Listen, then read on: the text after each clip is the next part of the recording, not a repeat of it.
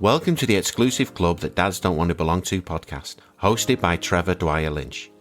Trevor speaks with dads about the loss of their son or daughter and asks how they cope, if indeed they cope at all.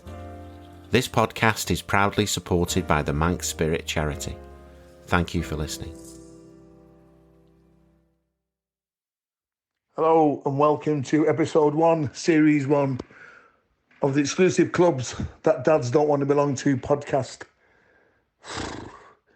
Mixed feelings. Excited, but just when you think, things are getting, no, not better, but, you're dealing with things. What happens? Shit happens. So, yeah, one of them moods today. Prepare myself for the interview and my car goes wonkers. So, yeah, it's one of those. Got to try and get this flipping thing fixed and see where we're at. Well, that's how I'm feeling today. Each episode I'll probably open up with how I'm feeling. Some days it might be good. Some days it might be shit. Today's a shit day. But there you go. Hope you enjoy the listen. All right, lads. So here we are today, and I've got two great special guests with me today. So I'll introduce. Well, I won't introduce. I'll let them introduce. So I'll pass them on to our first interviewee. He goes by the name of Jake, but I'll let him elaborate a little bit more than that. So if you can, Jake, you just welcome aboard, and if you can tell the listeners exactly who you are. Well, evening or morning, afternoon, I guess, whenever anyone listens. My name's Jake, and I lost my little girl, Lily May, in July 2020. So we're nearly 3 years as of time of recording now. And it's a really hard question of introduce yourself. And I almost go into when you start a new work or college and the other icebreaker questions and you think, what do I say about myself? And now that's all I want to say. Because I think the thing that describes me the most, the thing that encapsulates everything that I am, is the fact that I'm Lily May's dad, but that she's not here. Beautiful, mate. Yeah. Stop on. And our next guest, Sean. Good evening, everyone. As Jake said, morning, afternoon, whoever you're catching up with this. My name's Sean, and last May, I lost my little boy Blake, who was 3 years old. So we're just after a year of that passing. It feels like it was 10 years ago and yesterday at the same time. It's just. Obviously, it's a horrendous thing losing a child, but it's a very strange thing as well, because how much it plays with you and how much it affects you mentally and stuff. You're never really there. Do you know what I mean? It's like, doing this now. It's a it's a wonderful cause. It's a wonderful idea, but it's in retrospect, it's not going to happen because you don't. It messes with your brain that much. This kind of thing, you're there, but you're not. Do you know what I mean? But it's, in one way, it's wonderful to be here and, to share our experiences and just to try and get people to reach out, really. Yeah. Fantastic. Exactly. I mean, I got asked the question yesterday. Someone says to me, well, what's your world like now? And I said, if I'm honest, everything's a blur. I walk around in a blur. But in other people's world, when I'm in their company, I'm okay, but I'm not okay. Do you know what I mean? You know what I mean? What do you think? Yeah, definitely. It's again like I've just said, you. It's the classic saying, isn't it? The lights are on, but there's no one in. You're there having a conversation. You're physical, but someone can be talking to you about shopping or football, what's going on with the job, and you're there, but you're not listening to it. You're away with your thoughts, and it's a very vacant lifestyle, isn't it? I'd say. Yeah. I think It's one of them things that's really hard to explain. And like I say, because it can be polar opposites all the time. Like I say, you can look and for all intents and purposes come across the same as we all were before we lost. To the friends and family and whoever else, but inside you're being torn apart. And I always think it's almost like having a constant hangover. But rather than that pounding in your head, it's in your heart. But it's that whole, the body just doesn't feel the same. Not, everything's off taste. All your senses are just that little bit different than they were. Everything's a bit blurry, and you've just got this constant ache. It's exhausting, isn't it? Yeah. Is what grief is. It's, I mean, like personally for me, like in the job I do, I'm in the haulage industry, so I can work pretty long hours. So you come home from a 10, 12, 13-hour day and you're exhausted, mostly from grieving and thinking about your child and your emotions and things like that. And it's like you start another job when you come home, because you got to go through it all again. You got to speak to you got to comfort your loved ones. And how have you been today? Have you been all right? Not have you been all right, but how have you dealt with today? Things like that. It's just constantly. It's like Jake said. It's like a lag. You never really get back to yourself. Do you know what I mean? It's. I mean, you've got to work. I mean, that's the thing, innit? I mean, life just goes on. I mean, speaking to Trev today, Trev's having life issues with just things just happening that he's got no control over, that he's got to deal with, and everything else. And and you've got to go out and work.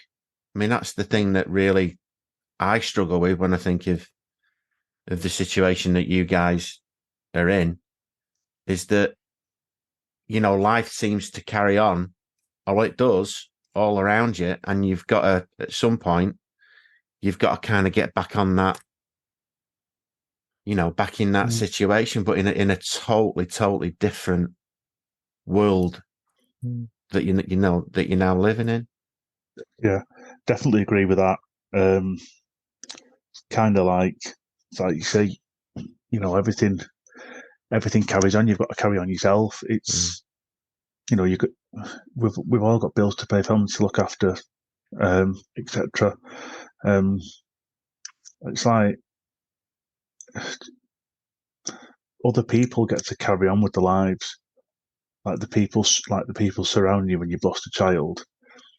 Everyone for that brief period is they're in shock and they're upset and things like that, but they get to walk away from it. We don't, and that is just a constant. Do you know what I mean? Just sometimes, even though you don't know what a change from who you are, you're yearning to be somebody else, so you can walk away from this predicament and just be one of those other people that gets to go home and carry on with the kids and what normal life is as such. Yeah, I think you're right. I think I was speaking to someone recently about grief. They're a bereaved parent as well, and it's they were talking to me when we were having a bit of a conversation of what other people say and do after you've lost, and sort of the things they try and say to help. The cliches, time heals all wounds, and crap like that. And it's always like the phrase moving on, and that's one that gets me, because I'm stuck in 2020. For me, that, and I think something that your family see, but maybe not other people who don't see you on a day by day, minute by minute basis, is that when Lily died, a massive part of me died, and my wife and my other two kids. We lost a massive part of ourselves, and so the people that came out the other end, it's someone completely different, and you've got to figure out who that person is, and you've got to figure out who your kids. My kids are a bit old now. They're 17 and 15, but when we lost Lily, they were 14 and 12. So really important times in their lives as well, and and they had to come to terms with this grief and living in a broken household, in that we were all broken people. And so, yeah, when people say we're moving on, I thought, well, I'm not. I'm still there. Mm-hmm. Or the person that, a person is still there, and this new me, is just trying to get through the day. I think it is that you're right. I think, like I say, it's just, again, the same thing. People say, how do you get? I said, for me, like you said, time stood still for me last year, but time for everybody else does go on. You know what I mean? It doesn't. You just think, fucking hell. You know what I mean? It's like, yeah, it is. It's a mad situation. And I think, like you both alluded to, you know what I mean? You need to go home and speak to, your wife, your partner, your kids. For me, I'm divorced. Do you know what I mean? So, but even that is still the case. You still worry about, and you get yourself concerned about your ex-wife, how she coping with it.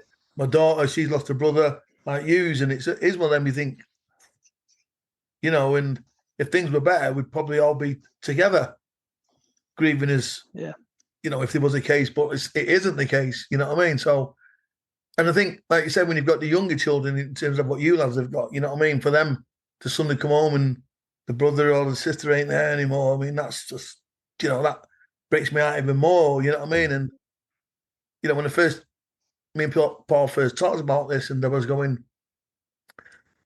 sometimes you feel, I love my son to death, but, like, I was lucky to have 41 years of him.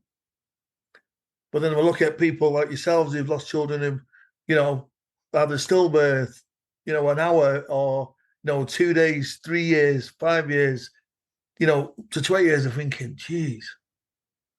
When my son's, I don't say his grave, I say his places where he is. There's a section for young children, for stillborn children, and it's a tree, which is like a metal tree, a monument. And they got hearts on it, and you get these hearts engraved. And sometimes when I'm walking around, I'll take a mate and we go, and it just says one day. It just says, like, say 1st of May, 1978, not 2. Like, with mine, it was like, from this date, he was born on this date and he died on that day. And you're just like, oh my days. I don't think we have conversations, other bereaved parents, people who've suffered stillborns and miscarriage and things, and I say to anyone that doesn't matter how old they were. Jordan was 41, but you're telling me that you don't want another day, another year, another decade. Correct. And same with Lily. We're all going to think, where, for me it's 3 years, so I think, well, where would she be now? Where would she be in another 3 years? And we're all going to do that.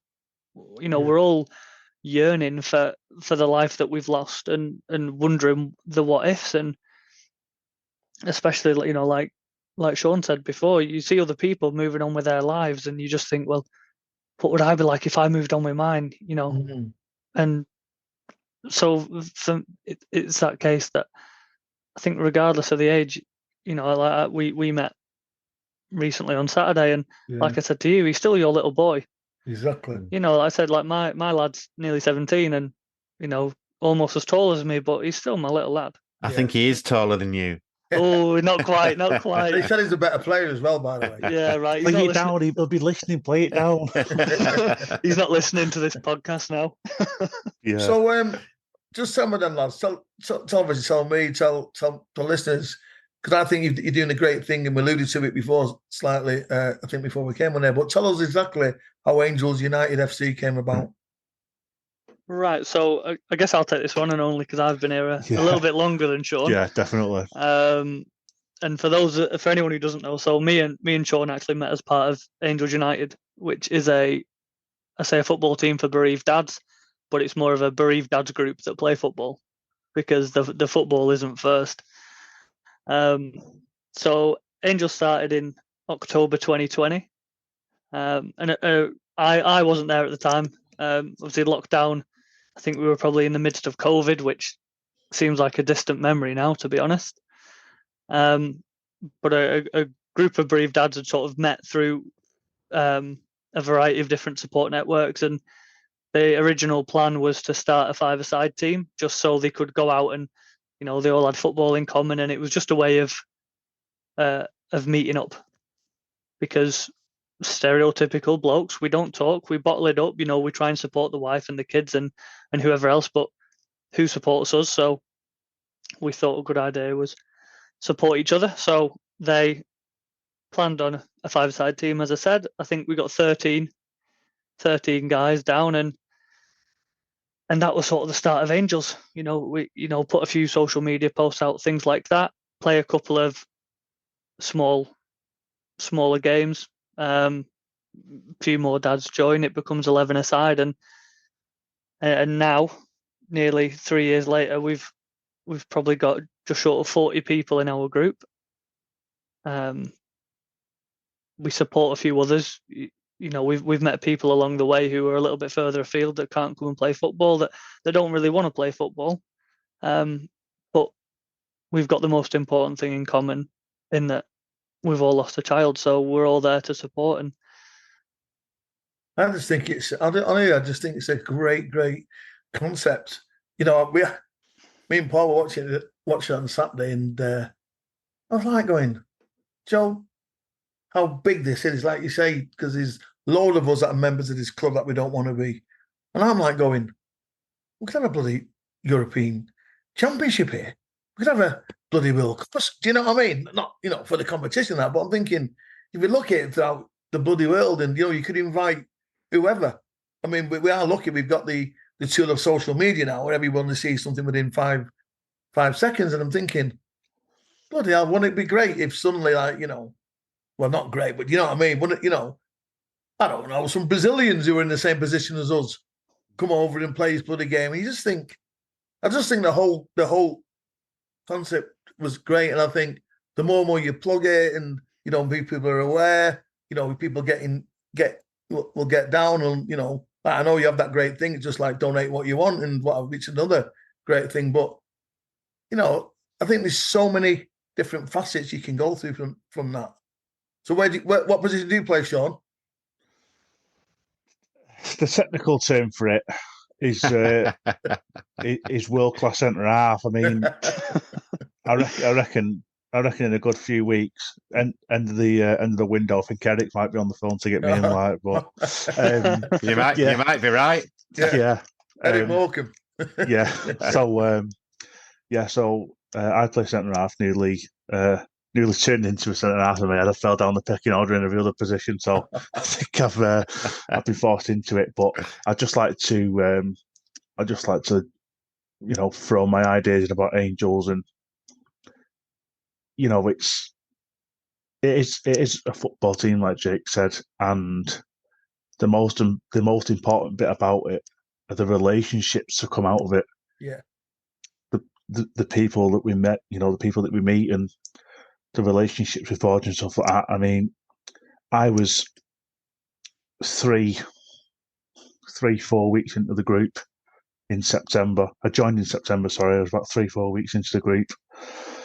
And I was still kind of in that shock state of my loss. Yeah. Didn't really know what was going on, and, you know, I was in a really bad place, and I'd messaged Jake privately to say, you know, I'm really struggling, and like, I need help. And we had a really, like, frank conversation, and, you know, there's some really heavy stuff in there. Like, you know, I said, like, you know, have you ever thought about handing your notice in, and, you know, stuff like that? Because, you know, I don't think you can go through this without having them kind of thoughts. So generally, if you've got through this without thinking stuff like that, I tip me active, because it's an unbelievably strong mentality. But and from that, this has happened, and more lads have joined, and, you know, just Angels is, I don't want to use the term booming, but, you know,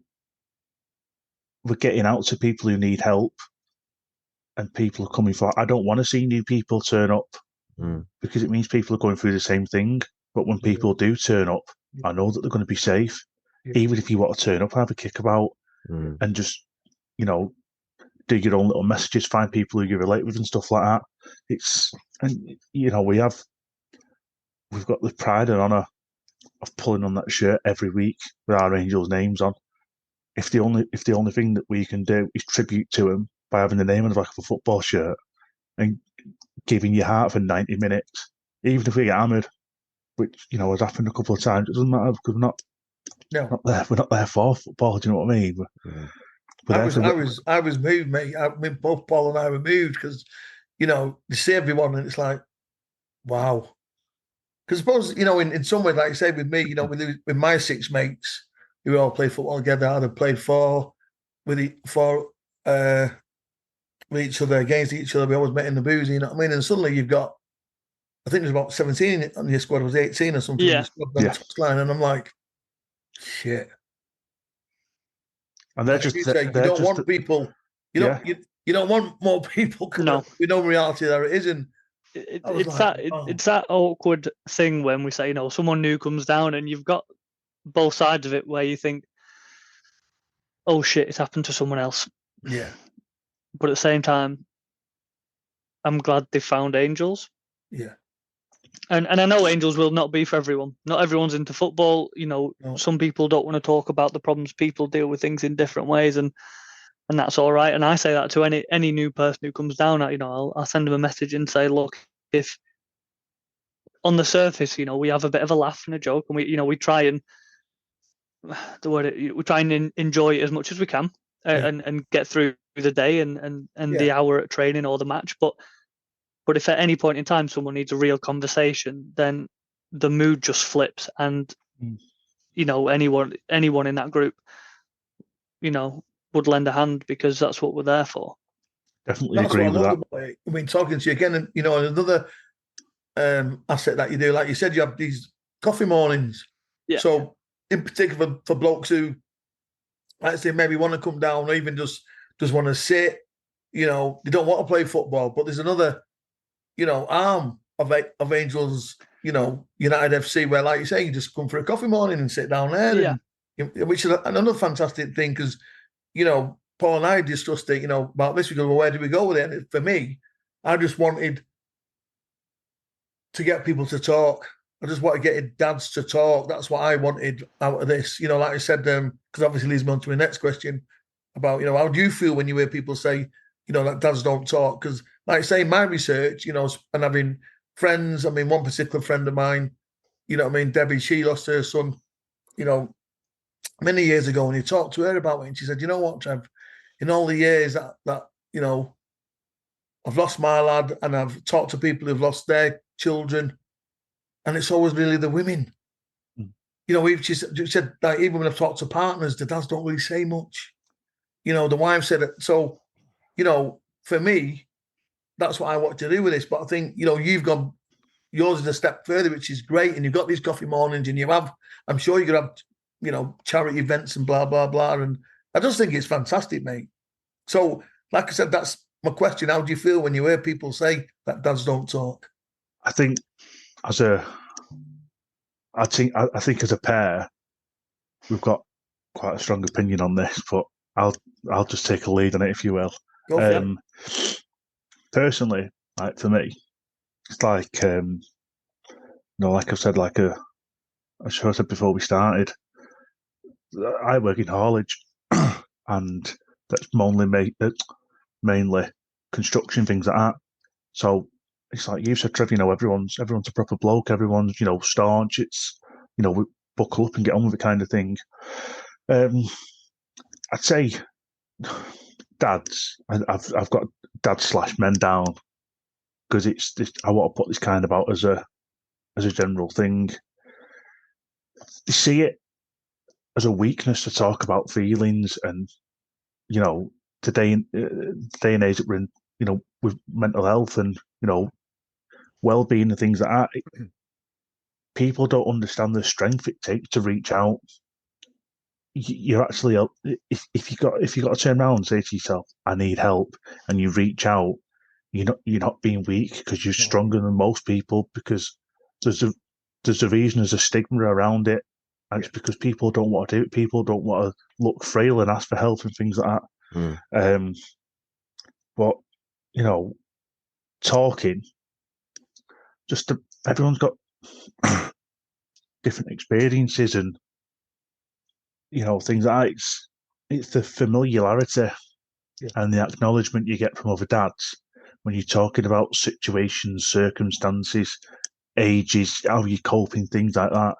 That I think for me, that's a really big key to my grief is to talk and get opinions off other people and that, because when we talk, kind of make each other feel normal in a situation that's very not normal. Do you know what I mean? Yeah.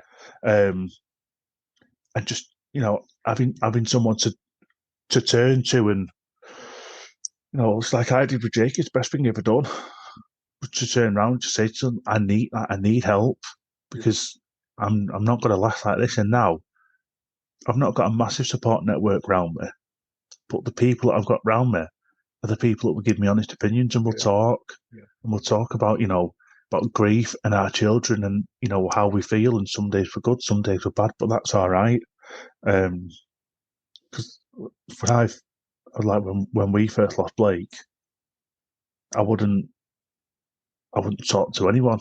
It's like you said, Trevor, just lots it away. I won't speak to my missus about it, nothing. And now I have to, because it keeps Blake's memory alive, because I get to speak to, people about, what he was like, and, his mannerisms and how much joy he filled us with and everything like that. But on the other hand, I can really speak to people about, what I'm going through and where my mental health is on that day, and just a constant journey of grief, really. So I think it's massively important for men in general to talk about things, but specifically dads, because you can't do this journey on your own. It's not possible. It's not feasible. You can't. You need somebody. Just let your guard down for 5 minutes. So say, I know, for older gentlemen, for old school blokes, it's like on your podcast, how you said everyone used to go to the boozer, and all the football players have been there, like blokes of that era. They were never, they were never taught to be soft and gentle and speak about things. You had to crack on with it. And I think that's what people need to understand. We're in a different day and age now, and we really need to push across this idea that it's okay to talk. It's not everyone's going to be on board with it, but from my point of view, we need to talk, and we need to push the idea of it as well. The more we push it, the more people it collars we get on the train. It's like Jake said, it might not be a winner for everyone, but if we push the general idea of it, it might go somewhere. Yeah, definitely. Yeah, I couldn't agree more. And like Sean said, first of all, it feels weird calling him Sean because I call him Mitch. So I'm sorry, but from now on, I'm going to have to refer to him as Mitch because it's just wrong. As Mitch said, it's he could take the lead. I could have easily said the same thing. I think going from my personal experience, we lost Lily in July 2020. So 2 or 3 months after the pandemic had hit and we were in lockdown. So it was quite easy to put the shutters up. And that was physically and mentally. And I know I could probably count on one hand the times I left the house in the first 12 months after losing Lily. I just, I buried my head in the sand, get lost in a book, in gaming, in films, in TV series, whatever else. I was fortunate through work that I didn't go back to work for quite a few months. And then when I did, I could work from home. So again, I could still isolate myself. And it was angels that got me out of the house, the idea of angels. And then obviously through that, I've met Mitch and met a few other guys. And I think now I only talk to bereaved dads. Because I think they're the people I've got things in common with. And it doesn't matter whether it's football or you know, what you watch on TV, what you're reading, what you do for a job, your hobbies, anything else, that isn't as important as the fact that they understand what it's like to be in this situation. And the thing is, for us, there's no manual. If someone could have told me 3 years ago, you're going to feel this way in a year, this way in 5 years, this way in 10 years, and then it'll all be all right. But, oh, great, I know what I'm working towards, but I don't. I have no idea. I feel, I'm struggling today because, tomorrow is Lily's 3-year anniversary. So, those key dates come up and you think I'm struggling this year. Am I struggling more or less than last year? I don't know. Probably the same. So is it going to be the same next year? And I think the only way you can learn anything is by talking. And I learn things from other bereaved dads, and hopefully, they learn things from me of how to deal with certain situations and certain feelings. And I think it's been a stigma for a long time about mental health in general. People don't talk about it because you can't see it. And you guys coming down to watch the game on Saturday, if no one told you that was a team of bereaved dads and we didn't have, names on the back of our shirts, so if I didn't have Lily's name and I just had my own, you wouldn't even question that it wasn't just a general Saturday League football game. Because we all look normal, or whatever normal's meant to look like. Definitely. I just want to add on that, obviously, like you say, it's, you can't see mental health, and, I know there's been a bit of a drive over the past couple of years of blokes saying, like, oh, we need to do more about mental health. Yeah, come on. It's just like everyone gets revved up for it, and then when it's time to do something, everyone goes, we've just got to go and do this, and that is, everyone seems interested in it, but when the time comes to do something, it's like everyone down to us and go, well, it's brew time now. We'll carry on with that after. I see it all the time. I mean, I've got a charity, Manx Spirit, which is a mental wellbeing charity, and there are lots of people who talk about, and I'm as guilty of it as anyone else, other people's mental health. And then sometimes you give your head a wobble, think, yeah, but I'm not talking about mine.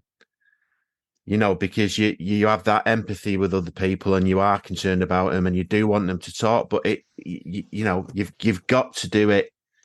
You've got to do it yourself. And I can say this absolutely 100%. I mean, you're in this situation with Angels United where you're helping other people because you sat with them and you're talking to them and you're getting feedback. But because you're doing something like this, because you're talking about it, somebody will listen to this and it will make a massive, and I say this to Trevor all the time, it will make a massive impact to what they do next, or even what they do in that moment. And you'll probably never even know who that is, where they are, and how that's kind of changed their life. But it begins with talking about it. Yeah, completely agree with that. I mean, since we've been in this position, and started talking, I think it is hard to open up, but you have to do it. I mean, I talk about it all the time. Obviously, I suffer massively with like depression and anxiety and stuff. I mean, I can go and deliver all day for my job. I can go and see people on sites and drop things off and be perfectly fine. But you put me in Asda, and there's loads of people running about and loads of noise and that, I freak out because my anxiety's kicking in. On the same hand, the rare time we do go out for something to eat, I'll struggle asking someone for a pot of sauce. It's things like that. We need to be open with it and not be scared of it, because the idea of someone saying, what you being like that for? Yeah. It's the old school phrase, and I remember it well from being younger. And again, like you say, the old generation would say, like, man up, man up, and that phrase, and because I always think now, what's the PC version of that? And the answer is there isn't. Strong. Yeah. Hashtag be kind, innit? Type of thing. But then, Yeah, like exactly, you because said, that's another thing. So, like you said, you know, when people come to do, oh yeah, we need to do this, we need to do that, and then you get that, you know, hashtag be kind because somebody might unfortunately have taken a life or whatever. Mm. And then within 3 months after, you see someone attacking someone again, and you go in, have they forgot about that? Yeah.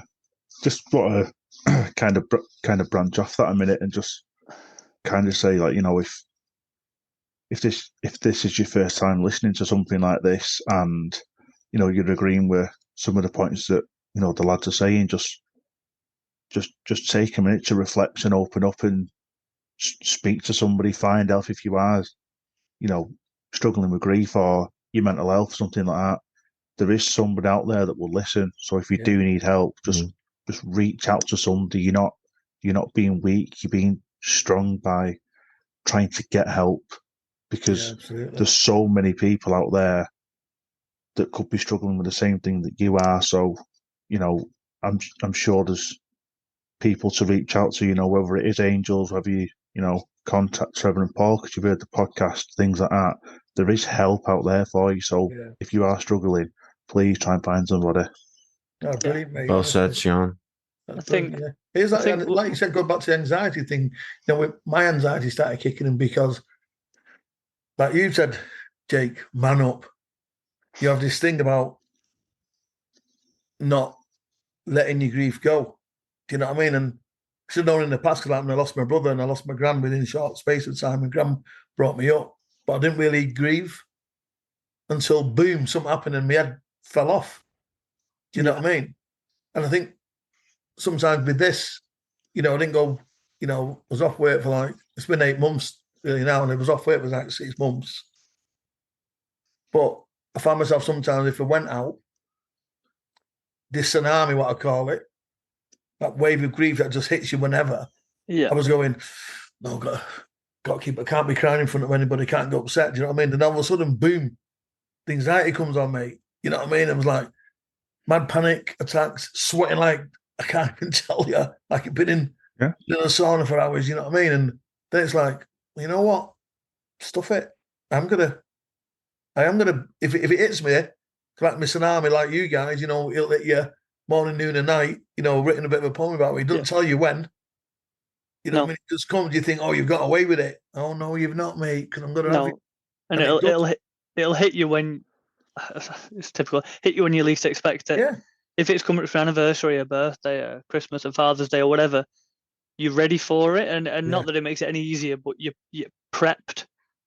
And then all of a sudden that day won't hit as hard, but 3 days later, like you say, it absolutely floors you. And it's like you say, you hit that time, and especially in public, you think, do you know what? If I'm in Asda, you know, or sorry, any supermarket, don't want to give Asda a bad name. If you're out and about and it hits you and you think, can I cry in this situation? And you know, like I think growing up, we, you know, or now we probably told that makes you look weak, but it's how much strength it takes to just openly cry in public. Like that I say that is such a hard thing to do. I've done it on a football field. You know, after one game, and I gave everything I could for Lily, and I don't know what emotions it was, but I just broke down crying, and that's, you know, I think at every Angels game there's tears from someone. And no one at any point in time ever thinks of saying, you know, a bad word or thinks any less of anyone for doing it. I mean, like I said, you know what I mean? The mere fact is, I got a bit upset before. The mere fact it was moved. The fact is, it's Lily's anniversary tomorrow, and you're here talking to us now. You know, and for me again, and for Paul, listen, mate, that is so difficult, but so strong for you to do that. Do you know what I mean? And like I said, you know, with this podcast, put a few things out for you with people. Like I said, of my 6 mates, there's probably only like 1 or 2 who maybe want to talk. You know what I mean? But it's not, this podcast isn't about forcing people to do it. No, you ask them if they want to. Yeah, bang. Some people have asked us, which is great. But like I said to you, either one of you would have, you know, with 5 minutes to go, just I can't do it. It's not a problem. Not a problem. And I think that's the way it should be.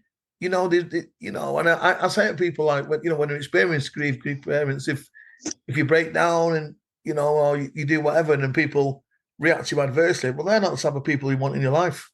No. You know what I mean? It's like, like I said, the man there next to you, or above you, as it is on the Zoom. I'm talking to him, and all of a sudden, boom, and you're like, oh, it's not worries. But you see people who are uncomfortable, and I get it. I get why people are uncomfortable. But at the end of the day, that's what I'm going to be. That's what's going to happen. Yeah. So I think everybody copes it different, don't they? Like you say. But just hold on a minute, Sean, there, because that was my next question. You see, has he got a camera in my house or something like that? He's been reading ahead, hasn't he? That was. No, I've not. I can't. Do you know what? It's great, Sean, because that was my next question. It's like, we're talking about dads, how we feel dads don't talk, but how else? Obviously, angels is a big thing, but how else do you cope with your loss? Do you want to take this one, Jake, or do you want me to go first? I don't mind. I can take this one first. I've got a few. One of them that me and Mitch share might be our music. Definitely. Definitely. Yeah. So I am quite a fan of listening to song lyrics now. I've always thought lyrics were more important than music anyway, but now songs speak to me, and the amount of times I can now listen to a song that I heard years ago and think that was written for now. And as a bit of a heavy metal fan, yeah, but generally a bit on the more aggressive side. But I think the words are getting the emotions out. That's a massive thing for me, and it takes me sort of half an hour, 45 minutes to get to Angels every week, and that hour and a half, I've generally got my son controlling the music, but I've tainted his music taste as well, so he's also listening to the heavy metal, which my wife isn't the biggest fan of, but never mind. But yeah, that's just a good hour and a half of just really apt music that just gets you, if you listen to the words, it gets you thinking. And sorry, Jay, any in particular? No, there's no specifics. No, don't get me wrong, Slipknot's a very regular one. John started laughing there, so the flip there. Yeah. He has got something there. I've seen Sean laugh, so go on. Yeah, no, well, Slipknot's a big one for me and Sean anyway. But yeah, I think, to be honest, I've got quite a few, and I think mainly it's the lyrics and also when they were. So there's an album that came out not long before Lily passed away called Dear Agony by a band called Breaking Benjamin, and that song just hit me because it's a song to the pain, and it's asking the pain to go away, saying take whatever you can, just leave this, just get this pain out. And again, that's a band that many songs to do with mental health, so they're quite apt. But yeah, no, I could write a list as long as my arm of songs and bands that help me. So that's a big one. I'm going to steal Sean's list here. Sorry, Mitch. So tattoos is another one for me. So I'm in the process of having a sleeve dedicated to. Do you want me to just end my podcast here and I'll say good night to you all? No, you showed us the sleeve on Saturday. So it's a work in progress, and it's one of them. I didn't want to get it all done too fast because then I'd run out of arm. So I'm slowly just adding to it with different things that were important to Lily and important to me and the rest of the family, and sort of that's nice because we see it every day, and yeah, I always think like you said before of thanking me to come on and because of what date it is, but for me today is 2 more people saying Lily's name. And when this podcast goes out, I don't care if it's 1 person, 10, 100, however many people listen to this podcast, they're all hearing Lily's name. Everyone that watches me play football sees a name on my shirt, and I think that's how we keep the memories going. People say their name, whether I think we can't make any more memories with Lily, so I've got a finite number of things that I can talk about to do with Lily, and I will do for the rest of my life. I'll just keep repeating the stories once I get to the end. But I've got new people to share those experiences with now, and that's for me that's a massive thing of how I cope. Is sort of telling her story, and coming on this podcast is because of her, and it's for her. Playing for Angels, it's because of her. Mitch is one of my best friends now, and it seems mad that it's not even been a year, because I don't know what my life was like before we met each other. But that's because of Lily and Blake. Yeah, absolutely. You floored me there, mate. That was listen. I can't even believe how hard it is for you guys to talk the way you're talking, and it's sometimes you just don't have anything to say, and a lot of the times, you can't shut me up. But let's say Sean's top 20 then. Well, I think I've only got about 2 more left after that. skydiving. Yeah. Well, I don't think any of it's legal. No, I'm all joking. The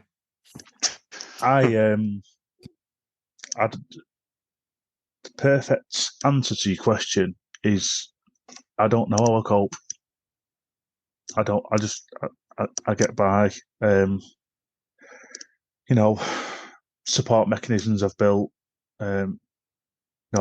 Through Angels, the people I've met, the mindset and occupancy of playing football, the focus that comes with it, going out there representing Blake every time I pull my shirt on.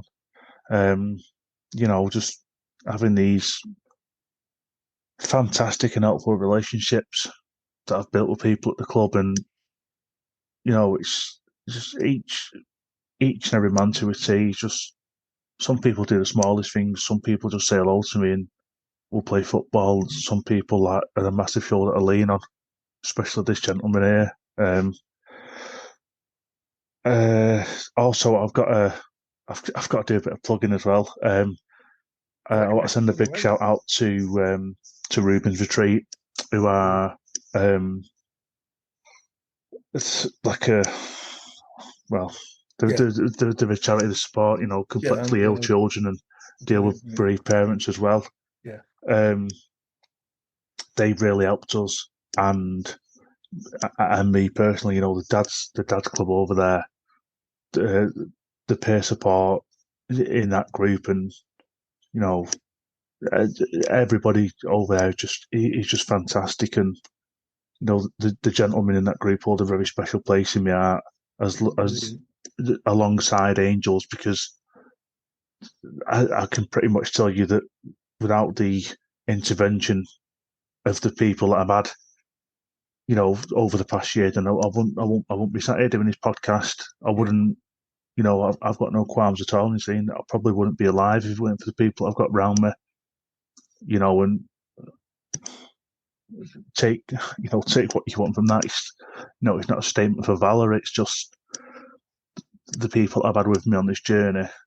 They're a big reason why I'm here, and why we do the things that we do now, trying to raise awareness and get people to talk and realise how important it is to talk and get your feelings out there, because it's like I mentioned, before, I'm not the only one going through this. I'm not the only one who's had these kind of thoughts and wondering how I'm going to deal with it, things like that. So I don't know how I'll get through it, but I do. Yeah. And it's, the people that help me along with it. Do you know what I mean? We all get through it together. We get through it as a team, because that's how you're supposed to get through it. So yeah, I think that's pretty much my take on that one. Brilliant, mate, honestly. Like I said, You missed out. To be honest, I'll have to cut you off there, Trevor, because you missed out aggressively shouting at people on Call of Duty. Well,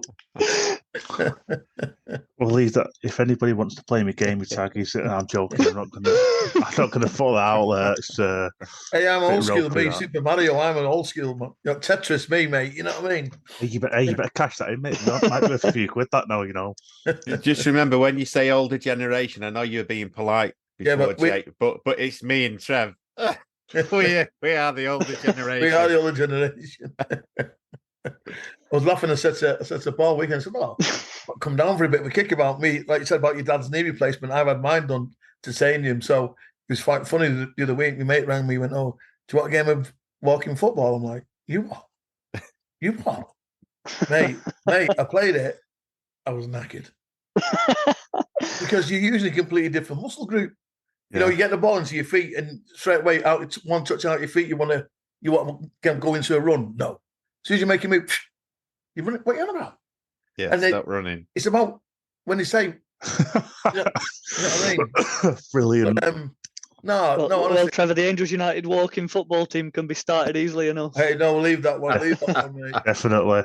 But no, the honesty, like you say, it's fantastic. Just the way you talk, and it is for me, you know, to interview lads, and I just think, wow, because like me and Paul said, we'll just throw it out, pilot, and see what happens. And if we get one lad talking, it's great. And like I said, now we've had quite a few people, you know, we've got on the list to interview, and she's like, wow, this is superb. But like going back to your reference of Ruben's Retreat, yeah, I have heard about that. They do some fantastic work, and I'm sure it's someone that I know really. The reason why it started that are the people I think they're related or they know them well or something. Do you know what I mean? And whatever. So it is fantastic. So here's one for you then, and you probably have bloody thousands. But again, Sean, you said a little bit before about Blake, about talk about him, talk about his personality. Yeah. You know what I mean? Things that he did, etc. You know what I mean? Tell us like the favourite memory, you know, 1 or 2 favourite memories. Like you say, you'll have loads, mate. And you know, if you don't, this is like I said to you, this is no, you don't have to if you don't want me, mate. Because I know I was the same when he talked about me, but he said I talked about my lad. You go, oh my, and it gets you. But yeah, you know, for you created that safe space at Angels. You know, me and Paul like to think that we've created a safe space with us in this club. You know what I mean? And so you don't have to feel any way, mate. You know what I mean? So that's the question to both of you. You know, what is like your favourite memories? And I've got, no pun intended, but an absolute truckload. Just all the time we was doing something. We spent so much time as a family, and you know, Blake's mum Olivia was absolutely fantastic with him. When I was at work, she'd be taking him everywhere. Always doing stuff. We'd be doing stuff together at weekends. When we weren't doing stuff, he'd come to work with me, and he was mad on, you know, diggers and dumpers and rollers and seeing the wagon, and he's just like me, because I was mad on him when I was a kid. And he just loved it. We got to the point where like his mum wouldn't even come out with us.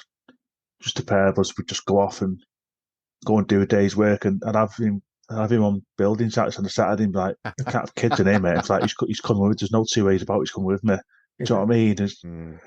We did special things like that, and you know, we'd watch United together, and I'd teach him all the songs, and he'd be clapping, and we'd cheer together, and you know, just I could go on for weeks and weeks. He was the most special boy. He really was. He absolutely lit us up. He was just fantastic. You know, he was so handsome, and he was, you know, he was so polite, and you know, he always had his manners, and he was just generally was. It was just a ball of joy, and the only thing I can put across that you'd understand as a parent is it was just pure, unfiltered love.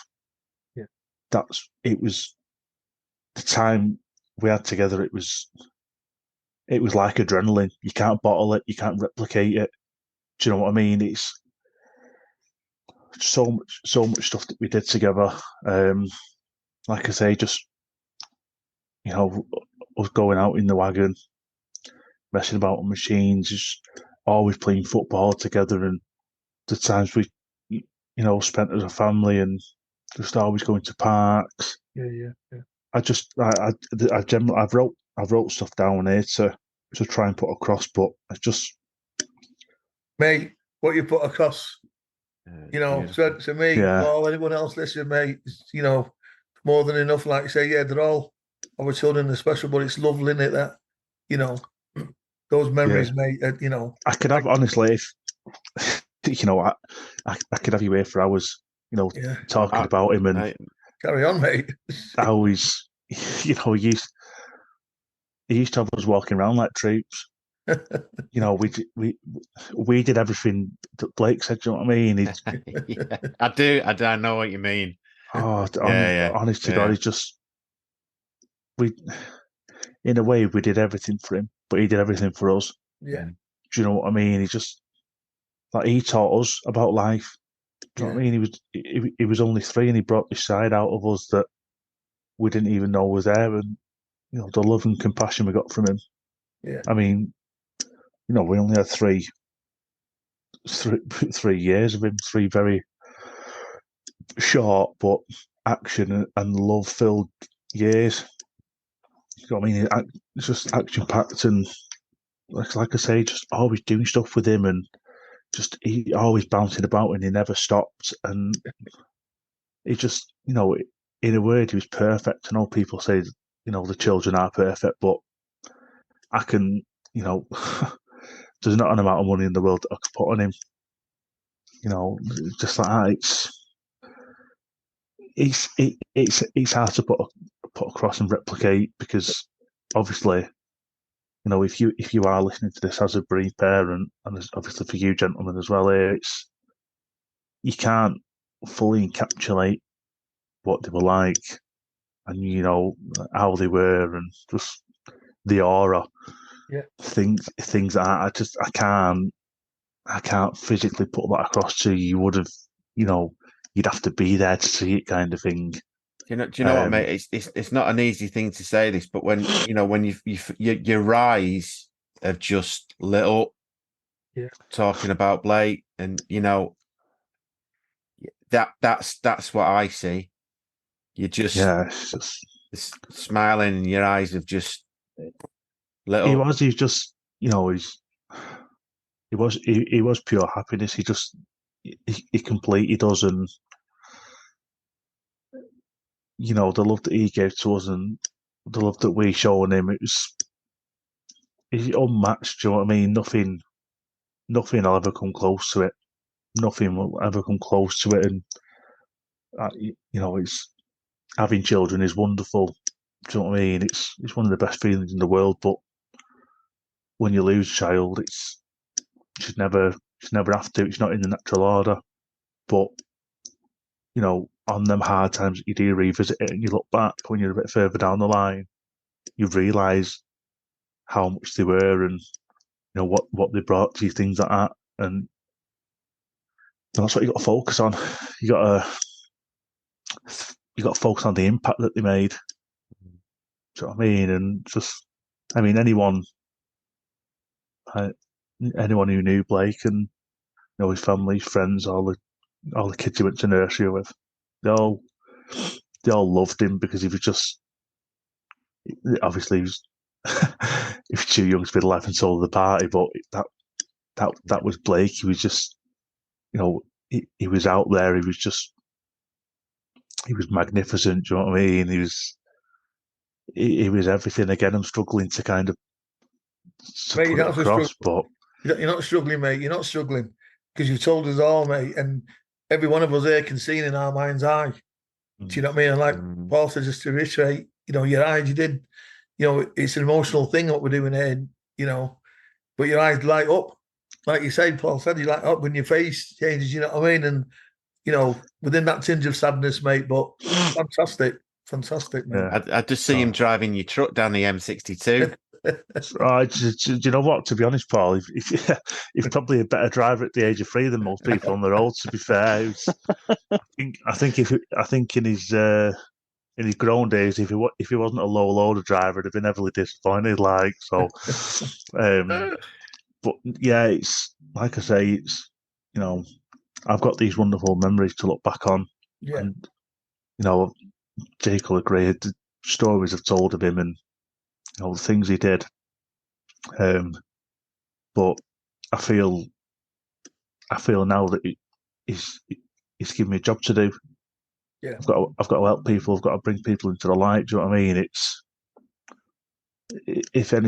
If this has taught me anything, it gives me signs all the time. I need to help people because I know what I was like when I was struggling, and how much people need somebody there to, as horrible it is to say, talk to me, tell me how you're feeling, because sometimes we don't want to, but that's why you need somebody there who understands it, who's going through it, because it doesn't matter how far into your grief you are.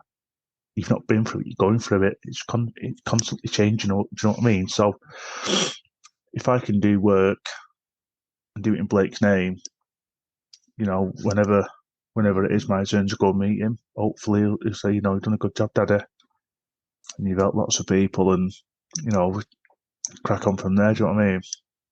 Yeah, right, mate. Beautiful, He's mate. proud of you. He is proud of you. He is, mate. I just looking at your face there, Jake, I could see how proud you are of your mate. Yeah, I love him. Yeah, I do. Like, we're on this podcast and we're talking, and people probably think, how can you be having a conversation? It must not have affected you that badly, kind of thing. Like I say, people listening can't see what Mitch looks like at the minute, and you light up when you have that chat, but it breaks you at the same time. And I'm the same. I've had the opportunity to talk about Lily a couple of times. I've been in one of the interviews on TV, and my work did a piece, and I can tell you the first time I had to talk about Lily, it took me an hour and a half to get 3 minutes worth of footage out of me, because I cried for the rest of it. And it's not an easy thing to do, but I think taking from what Mitch said, then my favourite thing to take is that the best memories that we have, it's not some big all singing, all dancing, or look at the Disney World trip. It's having Blake next to you in a truck. It's watching United with him at home. It's every normal mundane day you could have, but with Blake. And that's the best memory. And for me, I've done the same. I wrote down a couple of things for Lily, and you've got both sides of it. You've got a very specific memory of something they've done, or a phrase he'd say, or whatever. And the same as you, I was looking at my list and I just kept thinking, God, these are really boring. There's nothing big and fancy. So, like, Lily's, one of her favourite films was Barbie's Perfect Christmas. Now, for those of you that haven't watched it, I'm not going to spoil it for you. It's not winning many awards. Can't say it's great. We had to watch it year round. We had to watch Barbie's Perfect Christmas, and at the end, they all dance around a Christmas tree. So we all had to stand up and hold hands and dance around the living room, in the middle of July, singing Merry Christmas. And it's so funny because you think at the time, you're thinking, oh, bloody hell, I'm singing about Christmas in July or whatever. But, if I could have one wish, I think I would be on the sofa with Lily watching a crap film. Yeah. Maybe not Barbie's Perfect Christmas. I'm sure she could pick something better, but yeah, that's a great memory. Or, I don't know why, but she thought my favourite colour was blue. And as you know, kids, it's incredibly important what your favourite colour is. Yeah. And she'd, hers was pink or purple, mainly pink. But if you like blue, don't you, Dad? I'm like, no, I'm a United fan, so I don't like blue. It's like my favourite colour is purple, and she'd be like, yeah, but you do like blue though, don't you? Like, no, I like purple, I like red. Yeah, but you like blue, don't you? She was just convinced, and we always had this laugh. And I think she just knew. She just knew that she was winding me up, and she was just so intelligent in sort of those little things. And another one, that the kind of intelligence you shouldn't have at 3. And the story that my wife will probably give me a slap on the wrist for telling. But we once walked into the kitchen and she's chatting with Adam, my eldest. And I can see Mitch laughing because he knows this story. And we're just walking into the kitchen and I just say, Adam, you're a shithead. So obviously me and Beth walking, what did you say? And she looked and said, yeah, but I can call him a poo-head though, can't I? And I'm like, how did she know? And maybe that's a negative reflection on me and Beth and the language at home. I thought we'd hit it a bit better than that. But yeah, just one of them things where she's just, so intuitive, knowing what it meant. But I think there's that story, and there's not many others where I think she did something that could even remotely be seen as naughty, because and it's very similar to Mitch, and I've no doubt that Blake is perfect, and Lily is equally as perfect, because they are. And I know everyone says, "Oh, my kids are perfect, wouldn't change them for the world," but I'm like, nah, sorry, Lily and Blake were perfect. I've seen videos, I've seen pictures. I had Lily. That's perfection for me, and yeah, she is. And it was just that. It was just that, like the word Mitch used before was aura, and it was she. I know with Lily, if she walked into a room, she didn't have to say a word. Everyone knew she was there because everyone just felt something. It's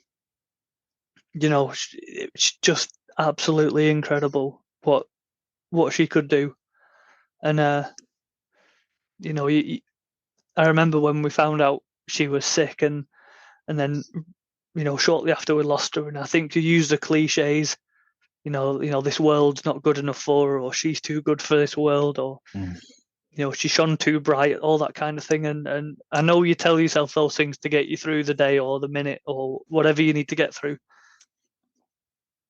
but they are right. Because she, like, I walk, you can walk past, a bunch of kids or whatever, walk past a school, and you think, well, I don't feel any different. You walk past a school, but someone walks past Lily and they just felt it. And yeah, it's, I think we noticed it at home a lot, having two older kids as well. I think that, Lily had to fit into our life. So, she'd come to Adam's football and she'd go to Emma's gymnastics or dance or whatever we were doing. She had to fit in with our schedule that we already had, which, was pretty busy. But they also, if we go to the play areas in the park, Adam and Emma came too, and, watched the TV and stuff together. And it felt like we had this really close-knit group of five of us. And then when we lost Lily, we realised that Lily was really the glue that held us all together. And we still are a massively close family, but we realised that Lily was just that thing that she just pulled all four of us into the middle to do stuff together and be together. And yeah, she's magical. And I'm a great believer, in universe. You know what I mean? And although I know sometimes it doesn't make sense, but I just feel like you two are drawn together, and it's plain to see. Obviously people can't see the video, what we're doing it obviously on air, and it's not live, but the relationship that you both got is so close. And I just think Lily and Blake somewhere will be there as well, holding hands, you know what I mean, and going, look at our dads, you know what I mean? I do. No, they are. And as soon as you started talking, I thought, I know what he's going to say. Yeah. I know because I have no doubt they're together, and me and Mitch spoke about this. We both believe that. And I remember waking up one morning and Beth told me she'd had a dream that Lily had taken her to a truck. And me and we were good friends at this point, but I don't think we weren't as close as we were now. It's only, within a month or two of sort of meeting outside of the Angels group, because we had our good chats, but you're in a group of 20, 30 lads, so those relationships sometimes get built, just through text and through calls now and then. And yeah, she said, Lily's taking me to a truck and it had a big letter D on it. And I just remember like Mitch's truck's got the word diggers. And I said it to her and she's like, Lily's took me to this truck and I don't know why. And, you know, my wife, she's a massive believer in, you know, spiritual side. And, you know, she goes to a medium and the things they say. So, you know, I've got a massive, you know, belief that there is something out there, whatever it is. And I know, you know, 100% without a doubt that they are together. And Yeah. Definitely agree with that. You've just said it now. You know, you've just said it, you know, after meeting us for, you know, an hour and a half, you know, and that you can see it. So, yeah. Yeah. I've always been of the idea, obviously, like since we've been in this situation, that the people that we come across, they've been put there. Yeah. We've been guided towards these people. I thoroughly believe that. It's, you know, I don't know the best way to put it across. It's pulling all these levers, pointing us in the right directions, and, you know, putting these beautiful people in our way for us to, you know, to meet and to get along with. And I am a strong believer in it, and, you know, it's where I'm going to go off track a little bit here. Listen, mate, it's great. Just carry on and say how you feel, mate. There's no problem. Say what you want. You probably won't be surprised, but Blake absolutely loved girls. Most of his friends at nursery and you know, wherever he went, even when he went out with his mum, they all had girls. He's always been connected with girls, and through the close relationships we've built through Angels, all of his angels are girls as well. Wow. So it's no surprise to me that these people have been put in our way, because obviously Blake's just walking along going, "That's another girlfriend from her. There's another girlfriend." So he's just got this wonderful. He's got this wonderful group of children with him, and you know, it's the people that we've got in front of us are there because he's put these people in front of us. It's, you know, strange because there's a couple of other lads who've come down to Angels because of the groups that we go to, kind of thing. That was meant to happen.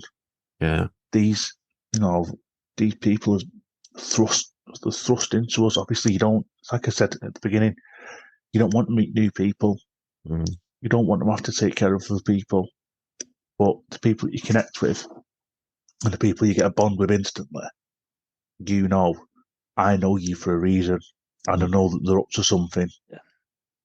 Do you know what I mean? It's like, you know, when you meet someone new, it's like the concierge comes out and goes, "Do you need any help?" So, yeah, you know, my mum and dad need help. You know, they're not doing too good, kind of thing. "Oh, we'll go along here." Next minute, you know, you bump into me or Jake or, you know, somebody else from Angels or whatever group you kind of go to. So they're all up to something, and obviously, you know, I've not connected with a bad one yet. So, you know, listen, mate, I just want to say, like you said, on behalf of me and Paul, mate, it's just been tremendous. Honestly, it's been tremendous listening to you, talking to you. You know what I mean? You know, your top lads, you know, your kids, unbelievable, mate. You know, unbelievable.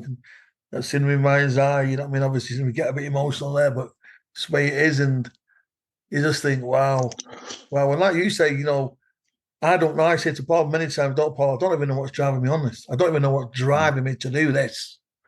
But it's something that he's saying to me, look, get out and get Dad's talking. And so honoured, mate, and privileged that I've had the opportunity to speak to the pair of you. So just before we go, Pete, if you want to get in touch with Angels, what's the best way of doing that?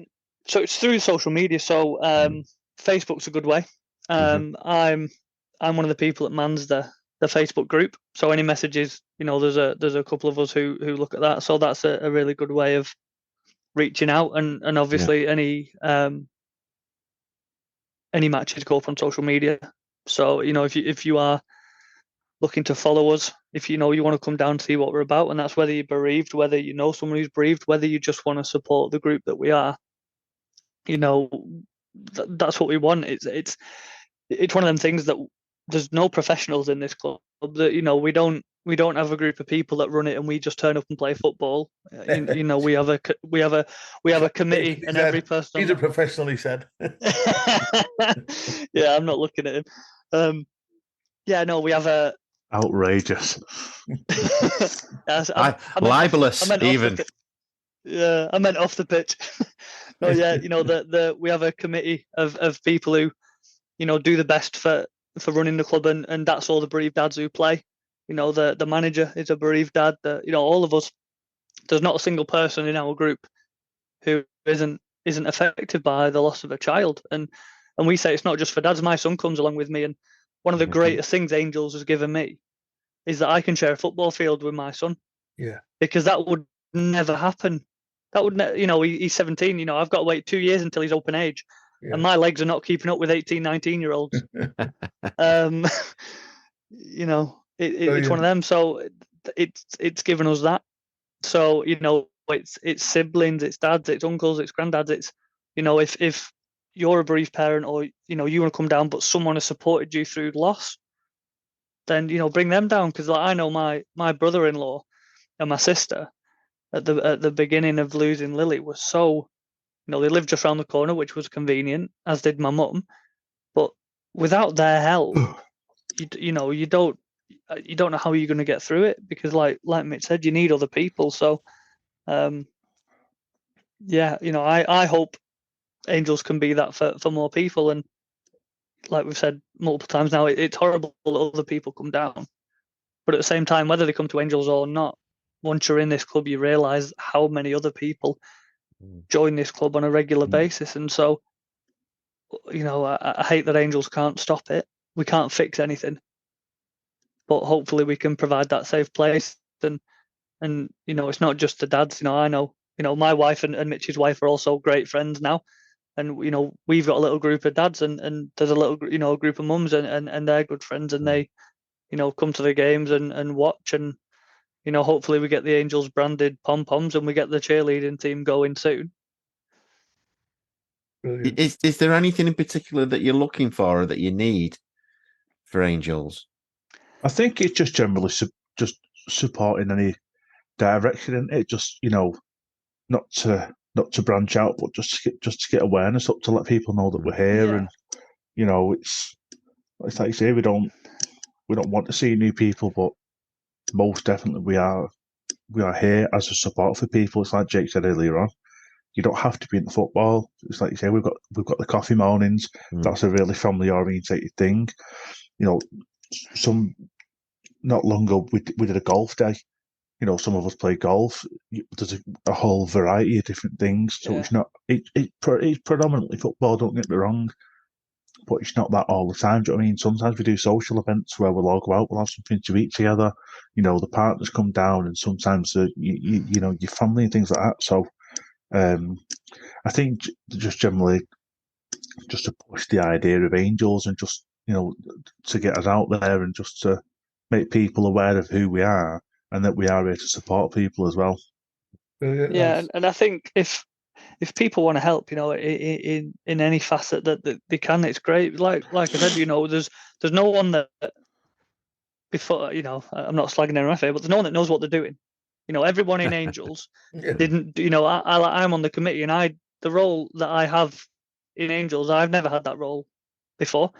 I know our coach has coached football before and whatnot, but he's never coached bereaved dads, because that's a different thing. You're coaching people who are, struggling with mental health issues, and you've got to think, well, I can't not bring that person on as a sub, because it's not about the football, it's about people's mental health and support. So if anyone feels they can help Angels out, whether they're bereaved or not, then I would say reach out and offer, because, we're all bereaved dads, we're self-funded, so we try and do fundraising through the year and raise money so that we can continue doing what we do. So if anyone is able to offer any help, that's great. Yeah, we also need some some competition at centre half because I'm getting bored. The reason the boys call me Lissandro Michtinez. So you're saying they're calling Jake Harry Maguire? Yeah. No. But no, just spot on with what Jake's just said. We've, even if it is, people who, what potentially sponsor and raise money, things like that, you might not particularly be in our situation, you might struggle with your mental health, whatever.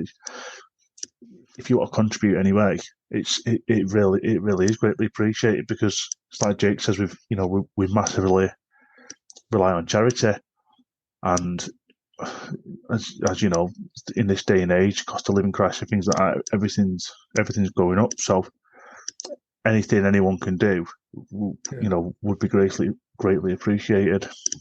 Brilliant. So obviously, I'd just like to say, on behalf again of me and Paul, an exclusive club that Dads Don't Want to Belong to, it's been a great honour and a great privilege to meet you both, and I'm sure we'll be touching base quite a lot in the future. So thanks very much, lads, for your time. Thank you for having us. It's been a pleasure to be on. Yeah, no, as I say, we'll definitely be in touch, and as Mitch said, then thank you so much. It's another place we've been able to share our story, and not only is that going to hopefully reach other people and help them, but I know for me, this has just helped me. It's 3:00 in the morning, and I'm lying crying in bed. I can't process this pain running through my head, that I'll never see you again. Will I be able to keep my head above this tsunami wave that rushes up on me time and time and time again? Or will I drown? There's no warning. It hits me in the morning, afternoon, or night. Your brain tricks you. Thought you got away with it? No way. Like the tides of the ocean. I'll go away, but I'll be back every day. And so I reach out to those who are members of the exclusive clubs Dads Don't Want to Belong to, and I ask them, how the fuck do you cope with this constant rain in your brain? Our mutual grief is the same, but not the same.